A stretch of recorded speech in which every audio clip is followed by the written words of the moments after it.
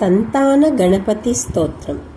नमोऽस्तु गणनाथाय सिद्धिबुद्धियुताय च सर्वप्रदाय देवाय पुत्रवृद्धिप्रदाय च गुरुधराय गुरुवे गोप्त्रे गुह्यासिताय ते गोप्याय गोपिताशेष भुवनाय चिदात्मने विश्वमूलाय भव्याय विश्वसृष्टिकराय ते नमो नमस्ते सत्याय सत्यपूर्णाय शुण्डिने एकदन्ताय शुद्धाय सुमुखाय नमो नमः। प्रपन्नजनपालाय प्रणतार्तिविनाशिने शरणं भव देवेश सन्ततिं सुदृढा कुरु।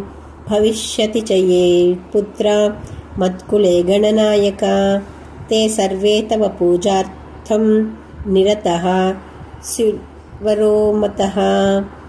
पुत्रप्रदमिदं स्तोत्रं सर्वसिद्धिप्रदायकम् इति संतानगणपतिस्तोत्रं सम्पूर्णम्।